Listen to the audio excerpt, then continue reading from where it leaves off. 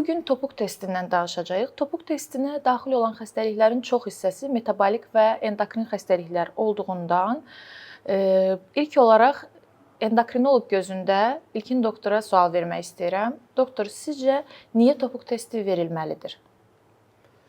Topuq testi keçən əsrin 60-70-ci illərdə metabolizma ya metabolitlərin qanda belli maddələrin toplanması ilə ortaya çıxan xəstələrin kəşf edilməsi ilə əhəmiyyət qazanmışdır. Və beləliklə illər içində baxıla bilən xəstəlik sayları art-arda getməkdədir. Bu topuq testinin özəlliyi erkən günlərində, uşağın ilk ikinci, üçüncü günlərində baxılaraq erkən diaqnoz və erkən diaqnozla da birlikdə həyat qurtaran bir testdir.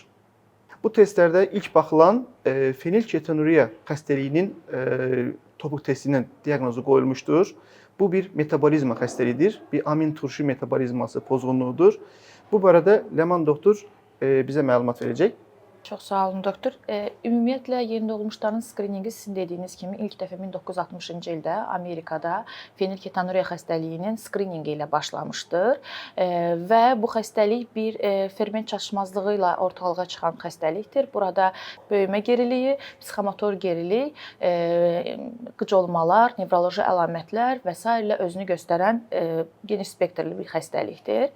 Skrininqə daxil olması ilə bərabər bu xəstəlik vaxtında ortalığa çıxarılıb, düzgün diaqnostika və düzgün müalicə başlanması ilə həyat qurtarmaq bu xəstələrdə mümkündür və onların həm zehnini, həm psixomotor qabiliyyətini saxlamaq mümkündür.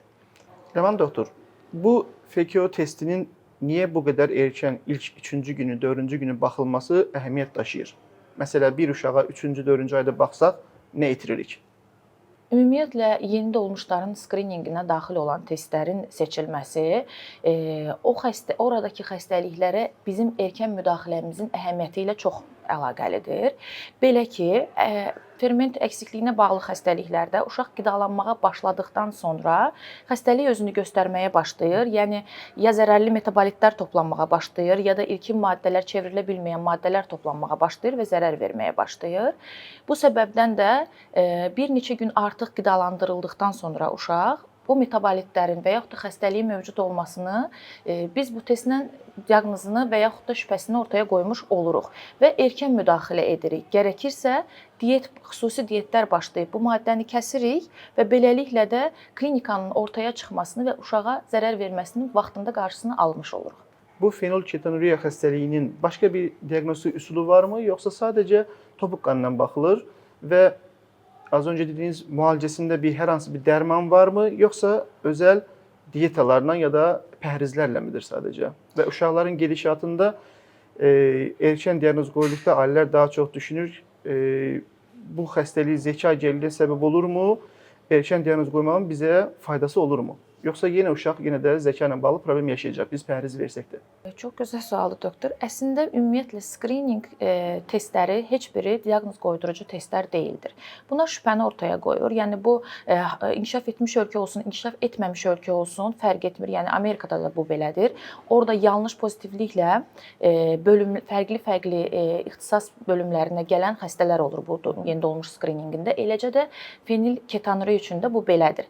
Yəni bir yüksəklik görülübsə mütləq şəkildə onu plazmada baxılmış fenilalanin dəyəri ilə təsdiqi önəmlidir. Sonrasında təbii ki, indi bütün xəstəliklərdə bu belədir. Genetik mutasiyanın tapılması tam diaqnozu qoyur. Amma xəstəliyin skrininqdə ortaya çıxması xüsusən erkən müdaxiləyə görə çox önəmlidir. Zehnini saxlamaq, əgər erkən müdaxilə olunubsa, bəzi xəstəliklərimiz var. Buna qalaktozemini misal göstərək. Orada diyetinə də biz vaxtında başlasaq, müdaxiləmizi də vaxtında etsək, bəzən hansı metabolitin təsir etdiyini və nə şəkildə və yaxud da endogen sintezin olduğunu biz tam olaraq dəqiqləşdirə bilmədiyimiz üçün diyetini versək də, müalicəsini versək də bəzən nevroloji klinika ortaya çıxa bilir və yaxud da zəka geriliyi ortaya çıxa bilir. Amma fenilketonuriyada bu belə deyil. Bir də fenilalaninə beynin plastisitəsi daha yüksəkdir. Yəni beyni fenilalaninin zədələnməsi digər qrup bizim metabolik xəstəliklərdən daha belə deyim, həm gecdir, həm daha geri dönəndir. Yəni fenilketonuriya diaqnozu üçün topuq qanı baxılır. Bir şübhə varsa qanda səviyyəsi baxılır, amma daha dəqiq diaqnozu genetika ilə olur. Erkən pəhriz ana və ya uşağa pəhriz edilir və əlavə bir müalicə, tablet müalicəsi də yoxdur hələ ki. Sadəcə pəhrizə davam etməsi, amin turşunun maddənin pəhrizdən çıxardılması yetərlidir. Belə deyim doktor, klassik fenilketonuriya bu təsnif olunur. Orta fenilketonuriya və yaxud da hiperfenilalaninin yüksəlməsi, hiperfenilaninemiya dediyimiz vəziyyət. Bu fenilalaninin dəyərinə görə fərqli yanaşmalarımız vardır buna. Məsələn, elə bir dəyər var ki, o dəyərə qədər xüsusən Amerika və Avropa qaydalaynları fərqli yanaşma göstərir. Məsələn, biri deyir 6 dəyərinə qədər və yaxud da biri digəri deyir 4 dəyərinə qədər biz BH4 testini belə etmirik, gözləyirik. Diet zaten vermirik. Diet üçün beyinə təsir edən bir dəyər var. O dəyəri keçərsə oradan verməyə uyğun görürük. Amma digər hallarda izləyirik. Nə üçün izləyirik? Mütləq izləməliyik. Çünki fenilalanin indi bu genetik xəstəliklərin çoxusuna aiddir. Çünki müəyyən yaş dövrlərində fərqli fenilalanin dəyəri ola bilər uşaqda. Çünki böyümə dövründə artmış olur və böyümə dövründəki və hər yaşdakı fenilalaninə beynin verdiyi cavab da fərqlidir. Göstərdiyi tolerans da fərqlidir və bundan əlavə olaraq da infeksion dövrlərdə və yaxud da elə uşaqlar 5 yaşına qədər intensiv böyümə dövründədirlər. O dövrlərdə də yüksəlib azalması nəzarətimizdə mütləq saxlanılmalıdır. Xüsusən də 1 yaşa qədər uşaqların hər ay bəzi yanaşmalar deyir ki, 14 gündə bir fenilalanin dəyərinə baxılmalıdır. Çünki nəzarətdə olduqda biz bilə bilirik ki, beyinə təsir edən dəyərə çatırmı, çatmırmı və yaxud da çatarsa önləmimizi öncəsindən ala bilək. Klinik formalarına görə müalicə prinsipimiz də dəyişir. BH4 testinə uyğun olan dəyəri biz gördükdə testi edirik. Əgər cavab verirsə ona uyğun bəzən dieti də saxlayırıq dərmanla bərabər. Bəzən isə təkcə BH4 verərək, tetrahidrobiopterin, sapropterin verərək uşağı izləmdə saxlaya bilirik. Bu şəkildə. Analara xüsusən bunu bildirmək istəyirəm doktor. Nə üçün? Çünki fenilketonuriya şübhəsiz skriningdə ortaya çıxanda ana südünü direkt kəsirlər. Bu yanlış yanaşmadır. Çünki hətta biz diet verdiyimiz klassik fenilketonuriya diaqnozu qoysaq belə, yəni dəyərlərinin onun üzərində, 1200-ün üzərində olduğu uşaqlarda belə biz ana südünü bir qədər verə bilirik. Çünki bizim doğal protein vermə şansımız var. Onu ana südündən tərəf istifadə edirik. Əgər südəmər dövrdürsə, ondan sonrasında zaten qida ilə yerinə qoyuruq. Çünki fenilalanini bir miqdar verə bilirik. O miqdarı çalışırıq ki, doğru şəkildə dəyərləndirək. Digər hissəsi, yəni süni proteindən alınan hissədə fenilalanin yoxdur. O yüzden oradakı onu daha rahatlıqla verə bilirik.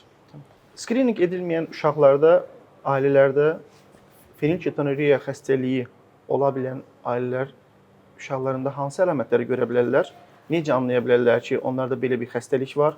Bu xəstəlik ancaq və ancaq südəmər dövründə ortaya çıxır? Gecikmiş variantları erkən, orta yaş ya da böyük şəxslərdə də ortaya çıxa bilirmi? Yoxsa sadəcə bu südəmər günlük uşaqlarda mı ortaya çıxır? Fenilketonuriyanın öncəsində dediyim kimi doktor, beynin plastisitəsi fenilalaninə görə və yaxud da tolerə edə biləcəyi dəyər digər amino asitlərdən biraz daha, yəni beynin neyrotoksik amino asitlər, neyrotoksitə göstərə bilən yüksək dəyərinin amino asitlərdən biraz daha çox olduğuna görə biz onu südəmər dövrdə əsasən çox vaxt görmürük. Elə skriningə daxil olması da bu səbəbdəndir. Və yaxud da əgər klassik fenilketonuriyadırsa, çox yüksək dəyərdirsə, o zaman görə bilirik. Nə görürük o zaman? Qıcolmalar ola bilər və yaxud da böyümə gecikdiyini bir pediatr düzənli pediatr müayinəsinə gedirsə, vaxtında baş tutmanın olmamasını və yaxud vaxtında oturmanın olmamasını yaşına və sezə bilər. yaşlarına uyğun gerilik. Bəli, sezə bilər. Ümumiyyətlə böyümənin gecikdiyini görülən bütün uşaqlarda metabolik testlər, xüsusən də skriningdən yayılmış uşaqlarda mütləq şəkildə metabolik xəstəliklər inkar edilməlidir. Belə deyim, klassik fenilketonuriya deyilsə, yəni orta bir yüksəklikdə izlənilirsə fenilalanin və yaxud da çox da heç orta da deyil, xəfif az miqdarda fenilalanin yüksəkliyi varsa, bunların klinikası gecikmiş olur. Gecikmiş klinika verir və bu zaman da yenə danışmanın pozulması, autizm spektrum pozuntularını gördükdə çox zaman autistik deyirlər və ağla metabolik xəstəlik, xüsusən fenilketonuriya Yəni bu gəlmir. xəstələr daha çox nevropatoloq təqibində olan Bəli, uşaqlardır və ya psixiatriyada müraciət edirlər. Bəli. Belə deyim, psixomotor geriləməni görən istənilən yaş qrupunda bu xəstəlik daxil olmaqla böyüməni gecikdirən bütün xəstəliklər inkar edilməlidir. Amma fenilalaninlə, fenilketonuriya ilə bağlı bir nüans var. Bunu xüsusən buna həssaslıq var həm nevroloqlarda, həm pediatrlarda. Saçlarının rəngini, dərisinin rəngini açıq görəndə daha tez ağıllarına gəlir. Mən bir metabolizmaçı olaraq bunu bildirirəm ki, qara saçlı da uşaq fenilketonuriya ola bilər. O yüzdən qara saçlı görüb böyüməni geri gördüyünüz uşaqlarda da fenilketonuriyanın ağlınızda saxlanmasını yəni bir tövsiyə edə bilərəm. Çünki direkt mən bunu yaşamışam, görürdüm. Nevroloq bir fərqindəliyi var, amma ancaq sarışınları fenilketonuriya sual işarəsi ilə yönləndirir. Açıq sarı. Bəli. Ağ rəngə yaxın. Xüsusən də baxırlar. Göz rəngi də açıq. Bəli.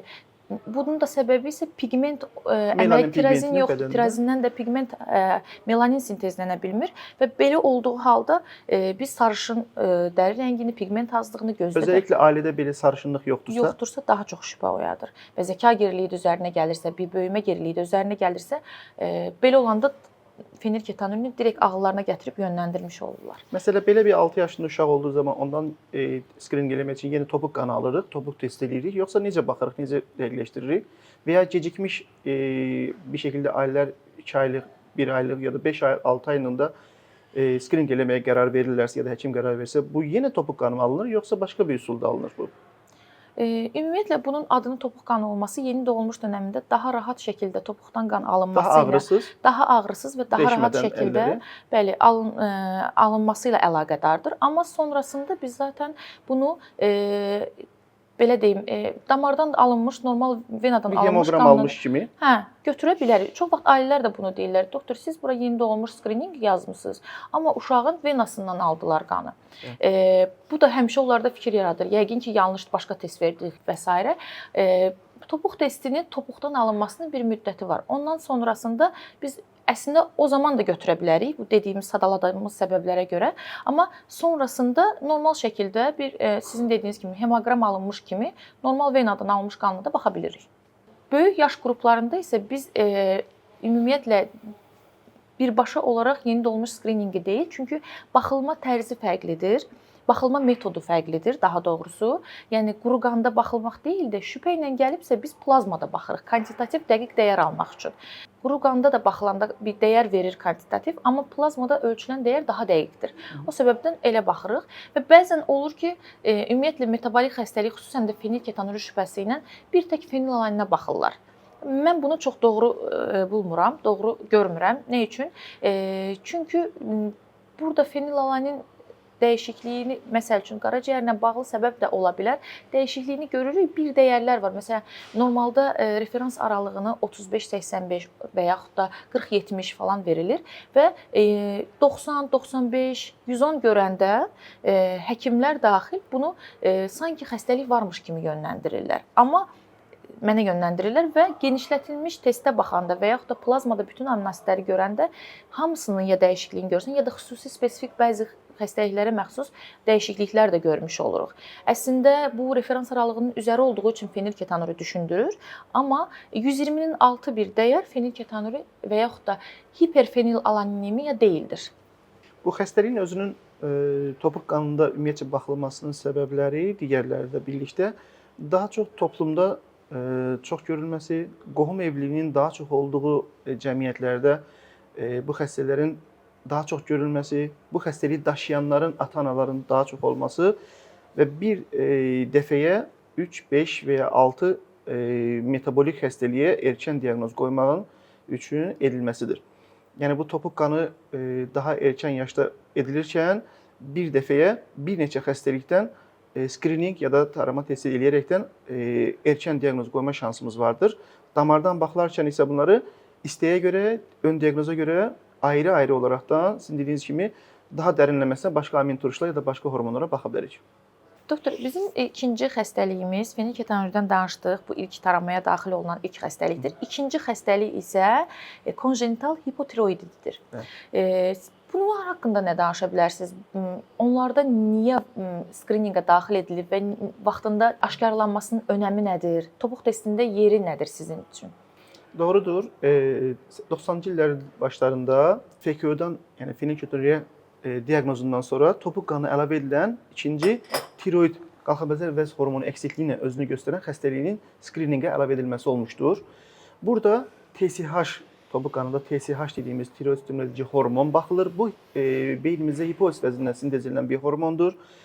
Beləliklə bunun anadan gəlmə əksikliyi, tiroid vəzinin yoxluğu, qismi olaraq yoxluğu, hipofunksiyası ya da öz vəzifəsini tam yerinə yetirə bilməməsi görə hormon əksikliyi olur.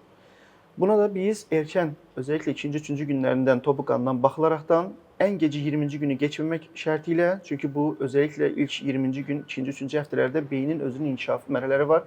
Bu tiroid hormonundan çox asılıdır. Tiroid hormonunun əksikliyi özəlliklə erkən diaqnoz qoyulması üçün və erkən müalicəyə başlanması üçün vacibdir. Niyə? Çünki özəlliklə həyatının ilk 2-3-cü həftəsində tiroid hormonu əksikliğində uşaqların beyin, zəka gəlişində, inkişafında problemlər yaranır və sonradan biz dərmanı versək də, başlasaq da, təqibə alsaq da uşaqları, amma ilk aylarında, ilk günlərində əksiklik yaşayan uşaqlarda nə qədər olsa da bir əksiklik yaşanır. Topuq testində biz baxırıq, TSH rəqəminə baxırıq. Bunların qəbul edilmiş bir rəqəmləri var. Topuq testində baxılanda bir 5.5 rəqəmi deyək ki, bu bir üst limit götürülür. 5.5-dən aşağı olan bir uşaq üçün tamamilə normal olaraq qəbul edilir. Tiroiddə bir əksiklik yoxdur deyilik. Əgər bu rəqəm 5 ilə 5.5 20 arasında olan bir rəqəmdirsə, o zaman bunu şübhəli vəziyyət adlandırılır. Gərəkirsə təkrarı hormon baxılması mütləqdir. Bu topuq qanından təkrar baxıla bilər və ya qan damarından hormon analizi verilə bilər. Əgər bu rəqəm 20-nin üzərindədirsə, mütləq surətdə cavabın çıxdığı anda bir pediatrik endokrinoloq həkimə yönləndirilməsi vacibdir. Təbii ki, bu araşdırma davam edir, amma əvvəllər bu 40 günə qədər gecikə bilər, 30 günə qədər, hal-hazırda amma 21 gündən gec başlanmış müalicə alan uşaqların zəka geriliyi, 3-cü, 4-cü yaşda danışma, qavrama, riyaziyyat, şeir əzbərləmə bu qabiliyyətlərində əksiklik olduğu görülmüşdür. Ona görə nə qədər erkən diaqnoz, o qədər də 3-cü həftə, maksimum 1-ci ayına doğru dərmanın müalicəsinə başlamaq vacibdir. Doktor, elə vurğuladınız ki, hansı dəyərlər şübhə oyadır, skrininqdən və endokrinoloqa gəlməlidir. Bəzən olur ki, pediatrlar özləri ilk öncə hormon dəyərinə özləri baxıb, sonradan yönləndirmə tərəfdarı olurlar. Sizcə bu doğrudurmu? Yəni ümumiyyətlə belə yanaşma mı olmalıdır? İkinci dəfə baxılıb sonra mı yönləndirilməlidir? Az öncə dediyimiz kimi də bu dəyər məsəl üçün 5.5-in altındadır, 5 deyək də, məsələn, yadda qalan bir rəqəm olsun deyə. Əgər yox, bu 5 ilə 20 arasındadırsa, bu TSH rəqəmi topuq qanında baxılan, bir pediatrın haqqı var ki, bunu ya təkrar topuq qanında təkrar baxsın. Yox, topuq qanında baxdırmırsa, sadəcə qanda TSH və sərbəst T4 rəqəminə baxıb, orada normal görürsə, bunun normal olduğunu, sadəcə keçici bir vəziyyət olduğunu qərar verə bilər. Bir endokrinə göndərməsinə gərək yoxdur. Yox, əgər qanda baxılıb və qanda da TSH rəqəmi yüksəkdirsə və ya yüksələ gedirsə, mütləq bunu bir uşaq endokrin həkiminə göndərmək vacibdir. Topuq testi baxılanda ilk qərar verilən vaxtı TSH baxılması, yəni hipofiz vəzinə baxılması var. Bəzi ölkələr bunun sərbəst T4 qalxanbəzər vəz hormonu baxırlar. Bəziləri bunun ikisini baxır. Təbii ki, bunlar maliyyətlə bağlı bir şeydir. Amma daha çox TSH-ın yüksəlməsi ilə getdiyi üçün bu, məsələn, 100 xəstədən 85-i, 90-ı TSH yüksəkliyində özünü göstərən qalxanbəzər xəstəliyidir. Ona görə daha çox ona üstünlük verirlər. Amma bilməmiz lazımdır ki, çox az bir faiz olaraqdan TSH-ın normal və ya TSH-ın aşağı dəyərdə olduğu, buna mərkəzi hipotiroz dediyimiz ya da santral hipotiroz dediyimiz TSH-ın normaldan da aşağı olan variantlarda və bu təəssüf ki, skrining testində bir problem, şübhə çıxmır. Bunu baxan ailə, pediatr ya da yeni doğan həkimi bunun fərqinə varmaya bilir, gecikmiş bir vəziyyət ola bilər. Ona da diqqət eləmək lazımdır. Yəni bu uşaqların mütləq qanda sərbəst T4 ilə sərbəst T3 və TSH analizi baxılması əsl diaqnoz qoymaq üçün vacibdir. Dediniz gecikmiş formalar ola bilər. Xüsusən də bizim ölkəmiz kimi inkişafda olan ölkələrdə skrininq bütün ölkəni əhatə eləmir. Bəli, təəssüf. Eynilə belə vəziyyət, yəni sizdə əgər skrininqdən yayınmış uşaqda bir ailə və yaxud da bir pediatr hansı əlamətlər görəndə yönləndirməlidir endokrinoloqa bu şübhə ilə?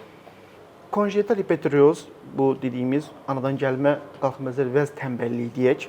Bu xəstəliyin əlamətləri təbii ki, bir pediatr həkimin bilməsi gerəkən əlamətlər. Uşağın ilk üzündə biraz daha pastoz dediyimiz, yəni ödemli, şişkin olması, uşağın anadan olduğu vaxtda boyunun o zaman belə biraz daha qısa olması, dilinin çöldə olması, biz buna makroglossi deyirik, yəni dil ağızdan çöldədir, dili daimi çöldədir, necə deyilir, ağzına yerləşmir. Bir göbəkdə yırtıq olur, göbəkdə bir şişkinlik, yuvarlaq bir şey olur. Qarnı şiş olur, qurbağa qarnı dediyimiz, yəni geniş bir qarnı olur. Qəbizlik olur uşaqda, baxmayaraq ki, bir aylıqdır, ana süd alır, başqa bir şey yemir, amma qəbizlik olur. Çünki bağırsaqlar da yavaş işləyir. Uşağın baxışı, apatik dediyimiz baxışlarında, hərəkətlərində hipotonik, yəni yavaş hərəkət edən, gücsüz hərəkət eləmək. Yəni artıq uşaq 2-ci aydır ya da 1-ci aydır, heç əlini qolunu qaldırmır, hərəkətsizdir. Ana oyandırmasa bəlkə 24 saat sadəcə ana südü alıb yatır, heç hərəkət eləmir.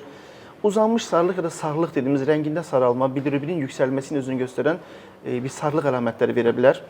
Düzəlməyən işıq dediyimiz foto müalicəsi alır, amma hələ də sarılığı düzəlmirsə, təkrarlayırsa, uşaq 2-ci ayındadır, 3-cü ayındadır, yaşıdları bəlkə gülür, göz təması qurur ata ilə, ana ilə, başqa bir yaxını ilə.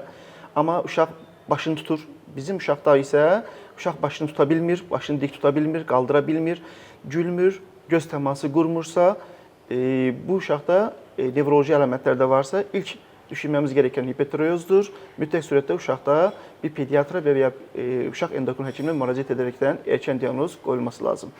Nə qədər gecikirsək, o qədər yan təsiri, əlamətləri qalacaq. Təəssüf ki, diqqət etmək lazımdır ailələrin. Doktor, biz vaxtında diaqnozu qoyduq. Müalicənin bu fərdləri, belə deyim, cəmiyyətə qazandırılmasında nə qədər əhəmiyyəti var və ümumiyyətlə bu uşaqlar üçün nə qədər əhəmiyyətlidir? Yəni, onlar normal bir fərd kimi həyata davam edə bilirlərmi? Diaqnozu biraz qəliz olsa da, bəzən məsrəfli, təkrarlayan analizlər, bəlkə şübhəli bir olduğu üçün ultrasəs müayinəsi ilə tiroid vəzinin baxılması, bəzən lazım olur ki, beynin ya da hipofiz vəzinin MRT dediyimiz maqnit rezonans tomografiyası ilə də çəkilərəkdən də diaqnozu biraz da ilk başda biraz məşəqqətli, biraz məsrəfli, zaman alan bir şeydir. Amma Allahdan müalicəsi sadə bir tabletdir. L-tiroksin maddəsi, yəni bu qalxanbəzər vəzin hormonu verilir. Səhər saatlarında yeməkdən demək mümkün olduğu qədər 30-40 dəqiqə əvvəl verilməlidir. Bir neçə milim su ilə, bir qaşıq su ilə ya da verilə bilər bu körpə vaxtlarda. Sonra böyüdüyü zaman əhəmiyyəti yoxdur və bu uşaq bu tableti yerinə qoyma müalicəsi deyirik biz buna. Pəhriz deyil, yerinə qoyma hormon, yerinə qoyma müalicəsi olduğu üçün sadəcə bu tableti verdiyi müddətçə uşaq yaşıdlarından və ya diaqnostika gecikmək yoxdursa, heç bir fərqi olmayacaq. Tam zəkası və özünün zehni qabiliyyətləri yerində yaşlıları ilə bərabər həm böyüməsi, inkişafı, həm də zehni normal bir uşaq olaraq həyatına davam edəcək. Ancaq bilinməsi gərəkir, ömür boyu bu tableti almaq məcburiyyətindədir. Əslində doktor, bu sualı verməyimin səbəbi də ümumiyyətlə skrininqə daxil olan xəstəliklərin çoxusu bu cürdür. Yəni seçiləndə də buna yanaşaraq seçilir. Seçilmə siyasəti, politikası budur ki, biz vaxtında diaqnoz qoyub müalicəyə başlasaq, onlar həyatlarına cəmiyyətə yararlı fərd kimi davam edə bilsinlər. Bu testlər daha çox dövlət eləyir. Bütün dövlətlər sığorta və ya səhiyyə sisteminin içində olan bütün o parçalar bu test edilməsinin səbəbi eyni zamanda çünki həm ailənin, uşağın həyatıdır, bir vətəndaşın daha, necə deyim, əlillik qazanması ya həyatından bir özünü idarə edə bilməməsi və atanın ana buna baxmaq məcburiyyətində qalması, eyni zamanda atanın ananın həyatına təsir eləyir, qardaşının həyatına təsir eləyir. Uşağın bu səbəbdən tez-tez xəstəxanaya müraciət edilməsi, xəstəxanada müalicə almaq ya da çeşitli analiz edilməsi, yəni bir skrininqlə erkən diaqnozdan bu fəsadların hamısını aradan qaldırmaq olar. O yüzden də bu skrining testi məntiqi buna dayanır və qiymətlidir buna görə də. Bir də gecikmiş diaqnostika klinikaları o qədər genişdir ki, bu xəstəliklərin diaqnozu qoymaq da çətinləşir. Əlbəttə. Çox qarışır digər xəstəliklərlə və doğru mütəxəssisə gəlib çıxana qədər uşaq daha da ağırlaşmış olur. Təbii ki, burada da yenə nevropatoloqlara güc düşür. Nevropatoloqlara müraciət eləyir. Böyüyən uşaq başını qaldırmır, oturmur, yerimir, danışmır. Təbii sizin söylədiyinizə görə bu hipotireoz xəstəliyinin dərəcəsinə görə dəyişir. Yəni elə uşaq var ki, heç yerindən qalxmır. Elə uşaqlarımız var ki, yəni böyümə inkişafı demək olar ki, 1 yaşında dayanır yəni. Uşaq demək olar ki, heç 80 santim, 70 santim, 90 santimdə 5 yaşındadır, 6 yaşındadır, bəlkə 8 yaşında, 10 yaşındadır. Böyüməsi dayanır, saç dırnaqları inkişafdan qalır. Zəkası da, nevroloji yeriyə bilmir uşaq, oturmur və ya danışmır və ya danışırsa da kəkələmə şəklində ya da təkli sözlər deyir, yaza bilmir, hərfləri tanımır. Yəni xəstəliyin şiddətinə görə o dəyişir əlamətlər. Amma biz bu dediyimiz kimi sadə bir dərmanla belə yerinə qoyma müalicəsini həyata keçirsək, ailələr bunu müntəzəm daimi səhər saatlarında verdiyi müddətcə bu əlamətlərdən də uzaqlaşmış olacaq. Ləman doktor, bu topuq qanında təbii ki başda dediyimiz kimi çox saylı baxılan ölçülər var, amma ən azından 5-6 xəstəlik baxılır. Digərləri hansıdır? Bir galaktozemi demişdiniz, az öncə bir bəhs eləmişdiniz. Bir də biotindaz əksikliyi dediyimiz bu xəstəliklər vardır. Bunlar nədir? Bunların digər xəstəliklərin əhəmiyyəti nədir? Bunlar hansı əlamətlərlə özünü göstərir? Geciksək hansı problemlər ortaya çıxa bilərlər? Ailələr yenə də bunları fərqinə nə ilə vara bilərlər ki, bu hansı əlamətlərin özünü göstərə bilər? Galaktozemiyada biraz vəziyyət fərqlidir. Ümumiyyətlə biotindaz əksikliyi, fermentinin əksikliyi ilə galaktozemiya bir-birindən fərqli xəstəlikdir, amma galaktozemiyada skrininq də fərqlidir. Yəni bu ölkədə nəyə baxıldığı çox önəmlidir ki, biz sonrasında klinisist olaraq necə davam edək prosesi. Belə ki, əgər total galaktoz baxılırsa, çünki galaktozun özünün metabolizmasında 4 ferment vardır. Total galaktoz baxılırsa, biz bunun 4-ünü də araşdırmalıyıq. Yox, əgər adətən artıq öncədən total galaktoz baxan ölkələr hal-hazırda həm də yanında qalt enzimi də baxırlar. Yəni klassik galaktozemiyanı göstərən enzimə də baxırlar. Buna baxılır və direkt burada bir dəyişiklik, enzimin eksikliyi görülübsə, biz zaten klassik galaktozemiya tərəfindən yanaşırıq.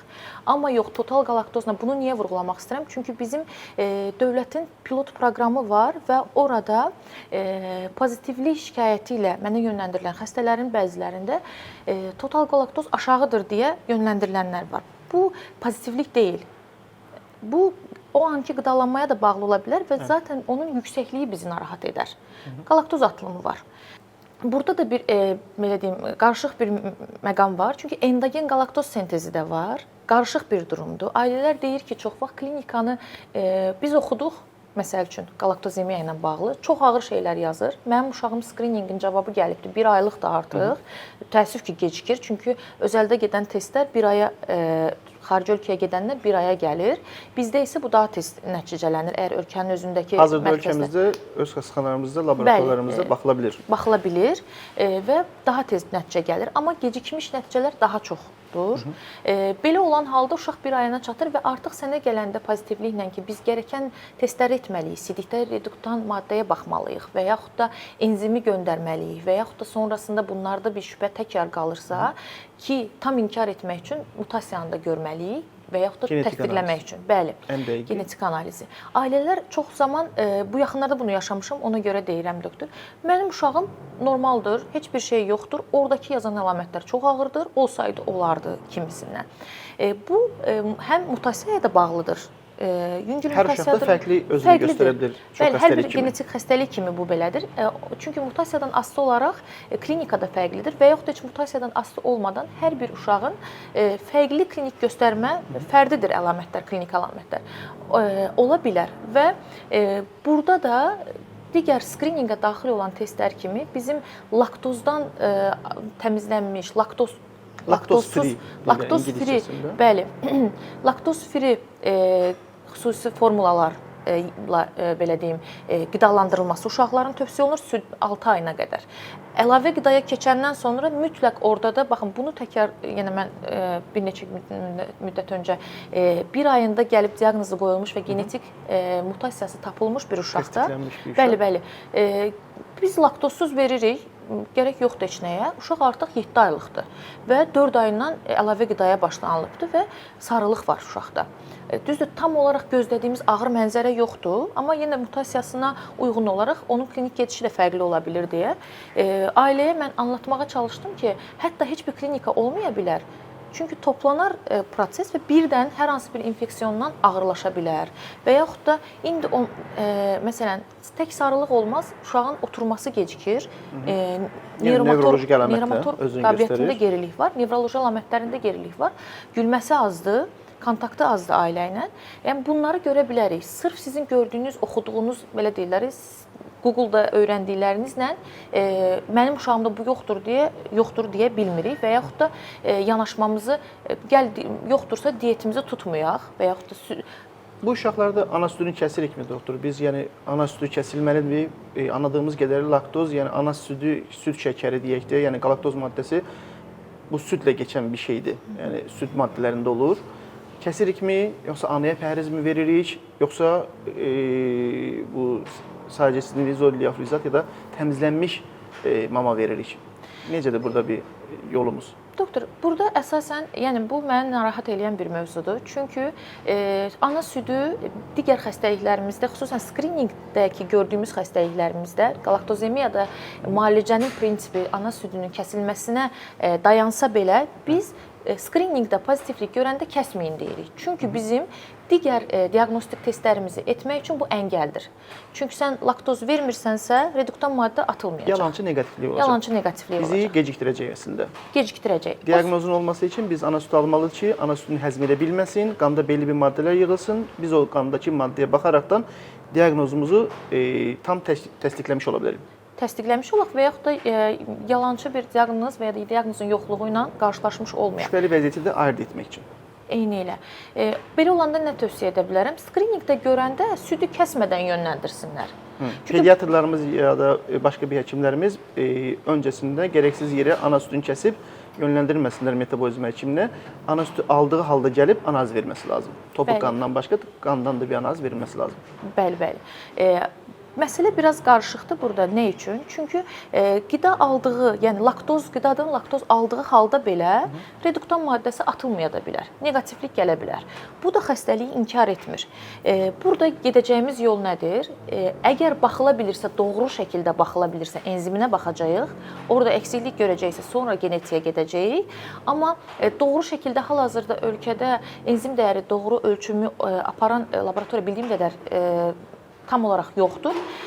Xaricə gedir, Türkiyəyə gedir və Türkiyəyə gedəndə bunun bir 12 saat ərzində laboratoriyaya girməsi mütləqdir. Galaktozemiya olanda bir dərman müalicəsi yoxdur anladığımız qədər. Yenə də bir fenilketonuriya kimi bir pəhrizdir. Biz o zaman bütün həyatımız boyunda sadəcə süd içməsək olurmu? Yoxsa başqa bir pəhriz edilməsi ya da pəhrizimizdən çıxardılması gerəkən qidalar varmıdır?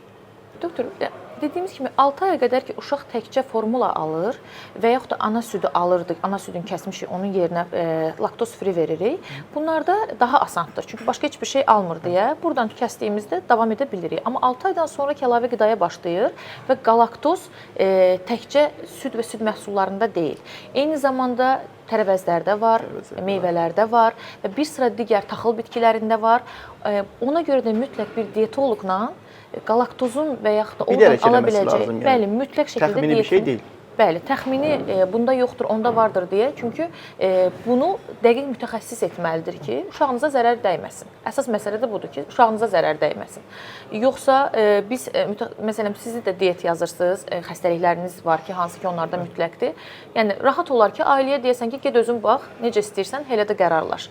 Amma burada sırf yanaşma odur ki, uşaq zərər görməsin. Doktor, deməli, skriningə daxil olan digər bir xəstəlik kistik fibrozis haqqında danışaq. Biraz ondan məlumat verəsiniz bizə zəhmət olmasa. Kistik fibrozis metabolik və ya endokrin bir xəstəlik deyil. Daha çox ağciyərləri və mədə-bağırsaq sistemini tutan bir xəstəlikdir. Topuq qanında baxılır, tripsin dediyimiz bu maddəyə baxılır. Məadaltı vəzindən sintez edilən bir enzimdir, fermentdir. Onun səviyyəsində bir şübhəli yüksəklik varsa, ailə bir mütəxəssisə yönləndirilir. Bu mütəxəssis dediyimiz şey ya ağciyər xəstələri ya da mədə-bağırsaqla bağlı qastrentolog dediyimiz həkimlərə müraciət edir. Bu ya da pediatr, bununla məşğul olan bir pediatr varsa, ondan sonra tər testi baxılır. Tər testində xlor miqdarına baxılır. Bununla diaqnoz dəqiqləşdirilir. Şübhəli olan variantlarda isə əslində altın dediyimiz, yəni gold standart dediyimiz, yəni əsas diaqnoz genetik analizlə dəqiqləşdirilir. Çünki vacibdir uşaq uzun illər ağciyər, təkrarlayan ağciyər xəstələri, təkrarlayan mədə-bağırsaq əlamətləri ilə dərman alacaq. Ona görə də genetik diaqnoz olması daha vacibdir. Bu özünü necə göstərir? Təkrarlayan ağciyər xəstələri qatı bəlğəm, keçməyən bronxit, daima inhalyasiya almaq məcburiyyəti, təkrarlayan ishal dediyimiz qarın işləməsi, sulu qarın getməsi, beləliklə də uşaqda qidalanmanın azalması, qidalandığı qidaların bağırsaqda əmilməməsi, boy çəkinin geri qalması, nevroloji inkişafın, danışmaq, oturmaq, yerimə, ümumiyyətlə uşaqda bir gücsüzlük olur. Bunların hamısında gerilik əlamətləri özünü göstərir. Bu da təkrarlayan infeksiyalar olur uşaqda və tez-tez xəstəxanaya müraciət, xəstəxanada yatış, özəlliklə mövsüm dəyişikliklərində və ona görə də ciddi bir xəstəlik istəyir. Topuq qanına girmə səbəblərindən də birisi budur, skrining olaraq. Biyotindaz bir ferment əksikliyi, bir vitamindir. Vitamin kompleksində metabolizmasında problem olur. Bunun vacibiyyəti nədir? Niyə skriningə girmişdir?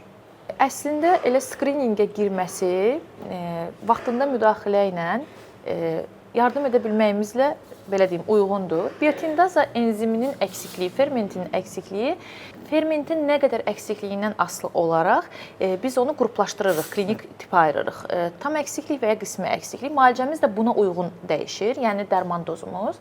Ümumiyyətlə biotindaza enzimi əksikliyi ilə bağlı metabolizmaçıların hətta belə bir yayın da var idi bununla bağlı ki, əgər bir metabolik xəstəlik olsaydı məndə, olması mütləq olsaydı, hansını seçərdim deyə mən bunu biotindaza eksikliyi seçərdim, əgər ki, mütləq biri olacaqsa.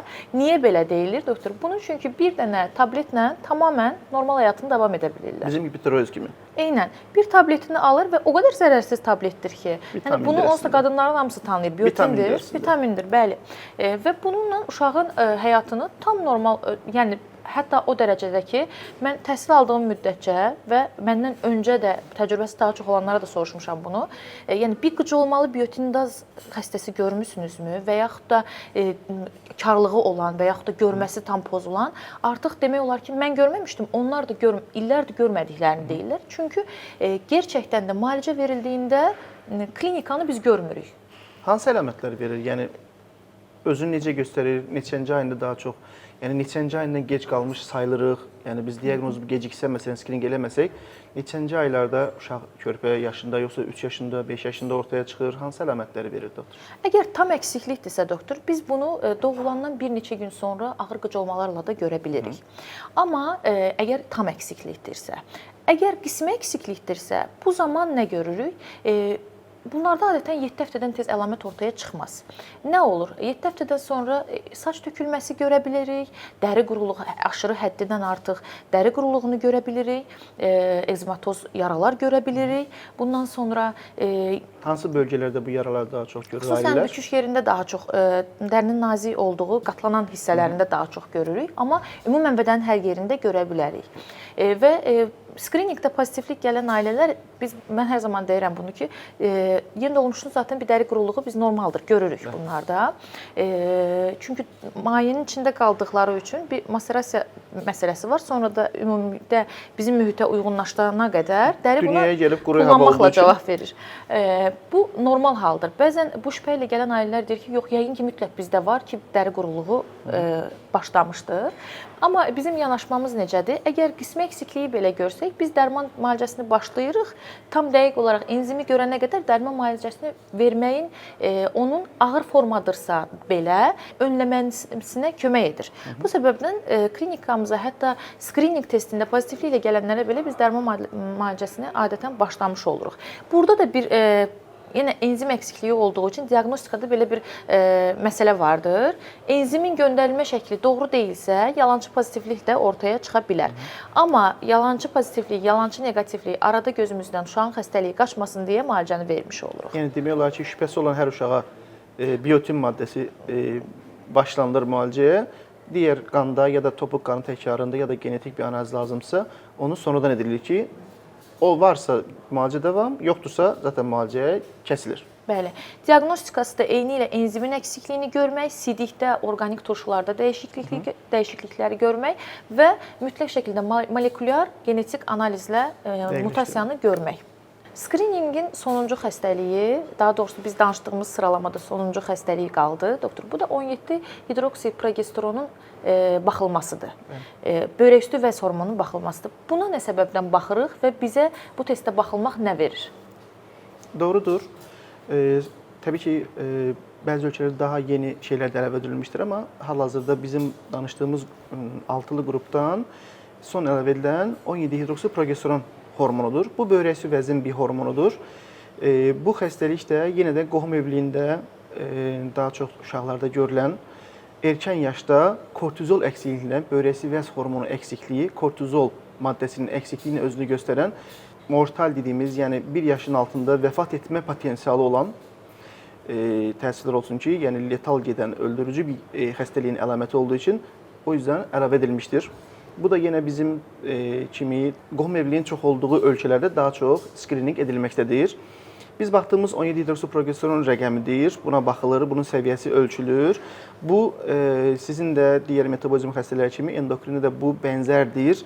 Nə üçün bənzərdir? Burada da bir ferment əksikliyi, enzim əksikliyi, 21 hidroksilaz və ya beta hidroksisteroidehidrogenaz kimi bir enzim əksikliyi əksikliyi var.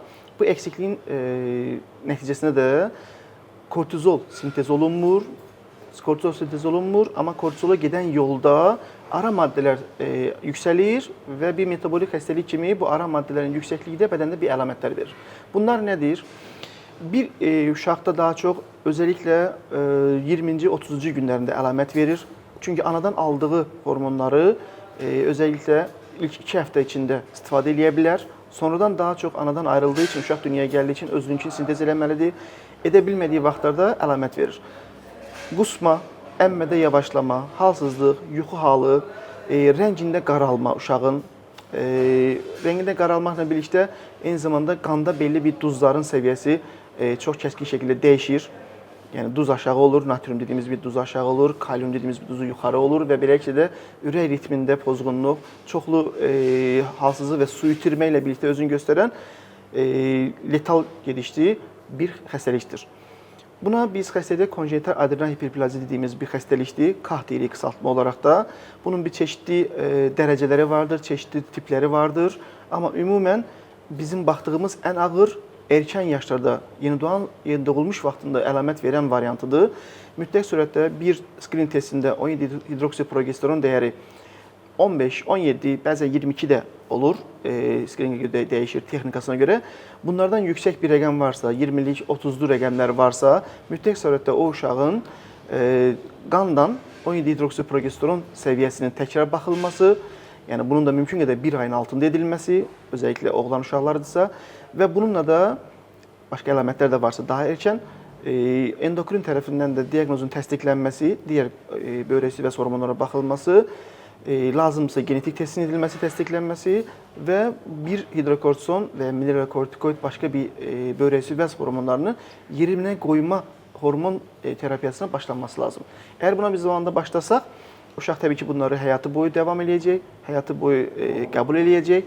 Gecikmiş vəziyyətlərdə isə ağırlaşmalarla xəstəxanaya müraciətlər özünü göstərməlidir.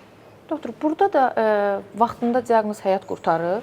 Bəli, burada da az öncə dediyimiz kimi sizin əvvəldən danışdığımız bu skriningdə bəlkə də letal gedəndə ən letal gedəni budur. Yəni ən vaxt itirməməli olduğumuz. Vaxt itirməməsi gerəkən. Digərlərinə bəlkə vaxt itirdiyim zaman daha çox nevroloji əlamət olur. Uşaq başını tuta bilmir, saç rəngi dəyişir ya da başqa yarası olur. Amma burada gecikdiyimiz zaman kortizol digərlərinə görə daha həyati bir hormon olduğuna görə daha letal və həyati təhlükə olduğu üçün daha erkən və daha sürətli davranmaq məcburiyyətindəyik. Bir də mən bir sual verim. Öz belə gələn xəstələrdə testlərin nəticəsində gördüyümlə bağlı. Doktor, 17 hidroksprogesteronun aşağı olması da bəzən yönləndirilir. Xüsusən metabolik bir fərqlilik varsa, mənə gəlib çıxırsa ya da pozitivlik varsa, soruşurlar ki, bunu da endokrinoloqa yönləndirək. Mənim bildiyim qədər bu bir əhəmiyyətsizdir. Amma biz sizin də bir bilginizə, yəni baxışınızı, fikrinizi alaq bununla bağlı. 17 hidroksprogesteron eyni zamanda plasentadan da sintez oluna bilən, anadan da keçə bilən progesteron ya da bunun bənzər alt metabolitləridir. O yüzden qanda məsələn bu qrupa baxıla biləndə bəzən baxma texnikasına görə də biraz da səhvlik də ola bilər. O yüzden yalancı negativlik, yalancı pozitivlik ola bilər. Yəni bunlar qanda çox cüz'i miqdarda ola bilən, tapıla bilən, normalde qanımızda, özümüzün də bizim də qanımızda çox cüz'i miqdarda olan həssas bir hormon ya da metabolitlərdir. O yüzden bunların topu qanına baxılarkən belə şübhəli bir şəkildə çox dəyərdən aşağı olması demək ki, bu istehsal eləmir. Yox. Əgər uşaqda hər hansı bir buna bənzər əlamət yoxdursa, bir pediatr baxıbsa, bir həyati təhlükə yoxdursa, uşağın, yəni bu dediyimiz, saydığımız əlamətlərdən yoxsa, bir başqa araşdırma eləməyə gərək yoxdur. Yox, biraz şübhə varsa, şikayətlərində bulantı, qusma, əmməsində bir problem varsa, ya qohum evliliyi kimi bir şey varsa, bunun da yenə dəqiqləşdirilməsi topuq qanının təkrar deyil, digər metabolitlərlə birlikdə qandan hormon analizi baxmaq və gərəyində də uşaq endokrin həkimə yönləndirilməsi ən doğrusu olandır.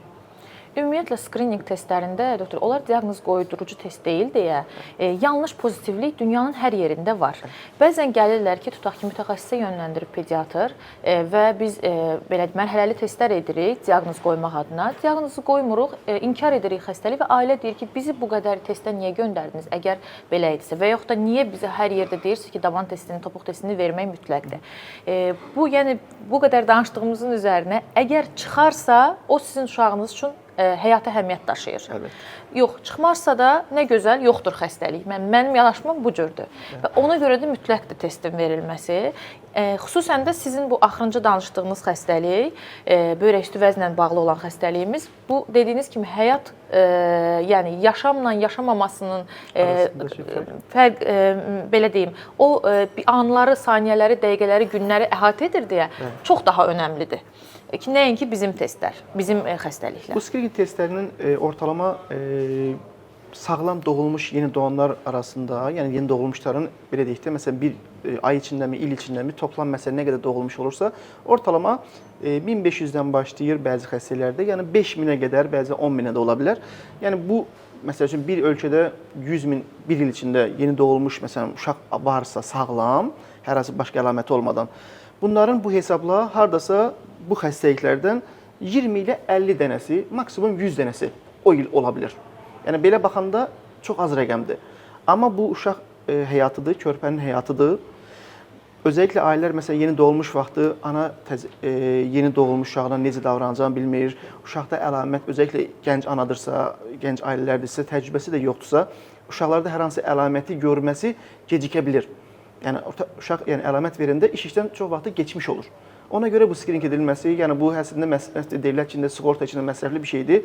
Əgər bu edilirsə, demək ki, bunu çox illərlə araşdırma və yazılarla bu çoxsaylı alimlərin, elm adamlarının ortaq nəticəyə gəlməsilə ki, bunu etmək, skriningi etmək, bunlardan gələcək xeyir, yenə də belə deyək də, məsəl üçün 100.000 uşağa edilir bu, onun içindən toplam bəlkə də 100-150 uşaqda bu xəstəliyə tapılır.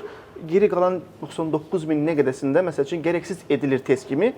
Amma bu o 100 nəfərin həyatında o qədər vacib bir şeydir ki, yenə də edilməsi tövsiyə edilməkdədir. Doktor, bir də bu yanlış pozitivlik ailələrdə laboratoriyalara güvənsizlik də yaradır. Necə? Deyir, o zaman o laboratoriya yaxşı deyildi və yaxud da bu laboratoriya daha yaxşıdır. Mən orada verməyəcəm kimi. Mən həmişə bunu deyirəm ki, bu skrining testləri getsəz Amerikada da versəz, orada da yanlış pozitivlik riski vardır. Çünki sizin dediyinizin üzərinə, bəli, bu xəstəliklər zaten populyasiyada çox az görülən xəstəliklərdir. Çoxusu bizim xəstəliklər xüsusən nadir xəstəliklərdir. Normal halda 4000-də 1, 2000-də 1 görülür və biz bunu populyasiyada sadəcə ortaya çıxartmaq adına bu skrining test edirik. Yoxsa hər uşaqda vardır deyə bir yanaşmamız yoxdur. Əsas odur, gerçək xəstəni ortaya çıxaraq, gözümüzdən qaçmasın və vaxtında da müdaxilə eləyək. Skrining testinin vacibliyi, hansı xəstəliyə baxıldığı və bizə nə verdiyi barədə biraz söhbət etmiş olduq. elə gəlir ki, mənə faydalı oldu. İnşallah ailələr öz uşaqlarında bu skrining test edilməsinə icazə edilər və sayı artırır. Hələ ki bizdə pilot layihə kimidir. Tam ölkə üzrə yayıldıqca, daha çox edildikcə, çünki bizə ailələrin bəlkə məlumatı yoxdur, amma bizə müraciət edən xəstələrin çoxsu bəzən bu əlamətlər çox gecikmiş halda gəlirlər. Hələ də çox gecikmiş halda gəlirlər. Düzdür, məsələn, bəlkə ola bilər 10 ilə görə daha çox bu informasiya artıb, ailələr erkən görə bilir, biraz əlamətləri qonşuya soruşur, başqa pediatra aparır, o deyir biraz, amma yəni ümumən hələ də test edilməyən uşaqlarda gecikmiş əlamətlərlə gələn çox uşağımız var. O yüzden də mən bir uşaq endokrin həkimi olaraqdan bu skrining testinin vacibiyyətini təkrar vurğulamaq və edilməsinin gərəkli olduğunu ailələrə bildirmək istəyirəm. Sizin də son sözləri varsa, bunlar bu görüşümüzü bitirək. Sizin vaxtında verdiyiniz topuq testi bizim işimizi də asanlaşdırır əslində və bir nöqtədən sonra edəcəyimiz heç nə olmur. Nə qədər ki edəcəyimiz bir şeylər var. Bəzi həkimlər də acizdir. Bəli, bəzi şeylərdə həkimlər də acizdir, amma skrininqə daxil olan xəstəliklərdə biz erkən diaqnozda yenə bir şeylər edə bilirik və vaxtında edirsinizsə bizim də işimizi asanlaşdırmış olursunuz.